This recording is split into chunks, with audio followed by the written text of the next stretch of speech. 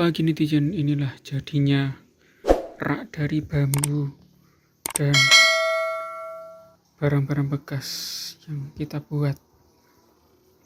Ini hasilnya.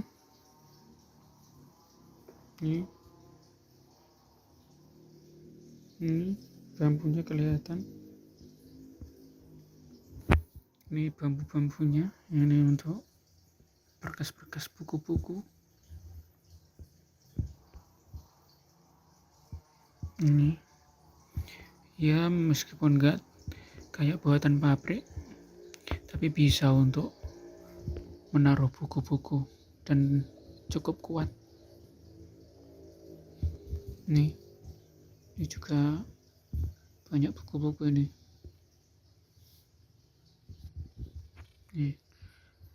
Bisa untuk jadi tempat 1, 2, 3, sampingnya 4. Nih, kalau yang atasnya untuk kayak apa? Cuma untuk tempat-tempat kayak ini, hal berjanji nih. Buku hal berjanji, terus buku-buku. Ada yang paling atas sendiri ada Al-Quran juga. Itu tafsir Jalalain. Bawahnya yang agak besar itu Fathul Mu'in, bawahnya lagi. Terus buku-buku lainnya juga. Kalau yang ini itu buku sholawat, itu Fathul Qorib. Ini buku-buku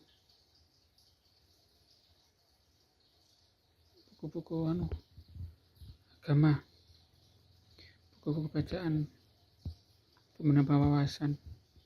Di Fathul Qorib, kalau itu Fathul Mu'in itu, yang hitam itu, yang bawahnya tafsir Jalalain, itu tafsirnya ini. Fathul Qorib biasanya Fathul Qorib dulu, baru Fathul Mu'in. Ini kalau yang ini terjemahan. Yang ini versi terjemahan. Kalau yang itu versi kitab kuning atau kitab gundul. Yang ini tafsir Jalalain sama yang itu. Ini kalau misalkan ada orang yang kesulitan untuk baca kitab gundul atau kitab kuning, bisa pakai yang ini, seperti itu. Kita taruh di paling yang atas sendiri. Ini kita taruh yang paling atas sendiri. Ini ya, beginilah, buatan sendiri, namanya juga buatan sendiri, seperti itu. Ini ya, enggak, kalau dari segi kerapian mungkin kurang terlalu rapi, tapi dari segi fungsi atau manfaat sangat bermanfaat. Ini juga ada buku-buku bacaan karena kebetulan hobi nulis juga dan hobi baca, meskipun jarang yang langsung tamat gitu biasanya. Ini tapi minimal kalau punya bukunya, kalau waktu senggang bisa untuk baca-baca lah, mengisi waktu luang. Ini nyanyian sunyi seorang bisu Pramudia Anantatur. Biasanya nih teman-teman yang hobi nulis atau hobi di bidang seni tulis atau karya sastra, biasanya ini salah satu pegangannya, nyanyian sunyi ini. Dan yang kedua, kalau hobi nulis artikel, ini Mahbub Junaidi, atau biasanya punyanya Mas Gunawan Muhammad juga bisa. Ini kalau pengen nulis kayak artikel populer, atau ini sangat cocok ini untuk referensi ini. Sama ini nyanyian sunyi seorang bisu, ini bahasanya mengalir dan mudah untuk dipahami. Yang paling penting itu mengalir dan mudah dipahami. Kalau bahasa orang awamnya tuh bahasanya lugas, tegas, jelas. nggak bulat seperti itu. Tuh, kalau yang ini buku-buku biasa ini. Oke, semoga bermanfaat, semoga awet. Matur suwun. Alhamdulillah, inilah penampakan rak buku untuk mini perpustakaan pribadi. Ini sudah 90% tinggal finishing. Ini alhamdulillah sudah kita tata. Kita ini mayoritas pakai barang bekas yang kita cari, seperti yang sudah di review. Dan kita memanfaatkan apa yang ada sekitar alam sekitar. Ini pakai bambu dan kayunya kayu bekas dari sebitan-sebitan yang tidak dipakai. Ini bukti bekasnya seperti ini. Ini tidak dipakai nih. Ini nanti akan kita lanjutkan lagi untuk finishingnya. Oke, semoga nanti awet. Alhamdulillah, inilah proses perakitan atau pembuatan itu rak buku untuk perpustakaan mini pribadi. Ini alhamdulillah, ini materialnya ini dari bahan-bahan bekas yang kita cari kemarin. Ini setelah kita cuci dan kering, ini kita rakit. Ini proses perakitannya ini. Tuh. Ini sampai bawah ini. Ini.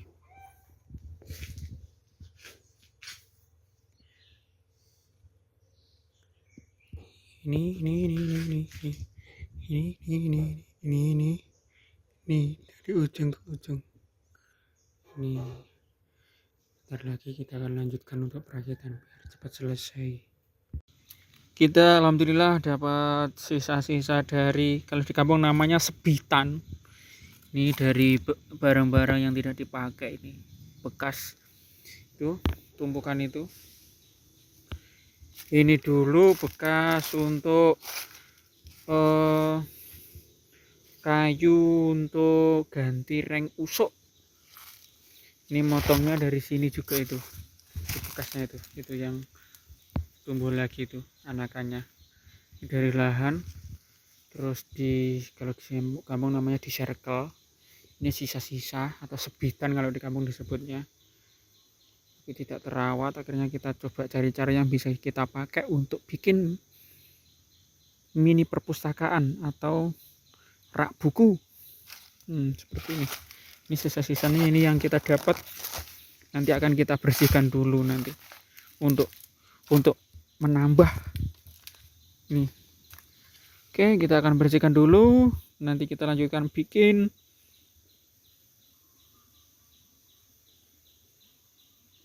perpustakaan mini. Alhamdulillah baru selesai nyuci yang tadi. Ini baru kita cuci. Kebetulan di sini masih ada, di kampung ada sungai yang alhamdulillah masih asri. Nih.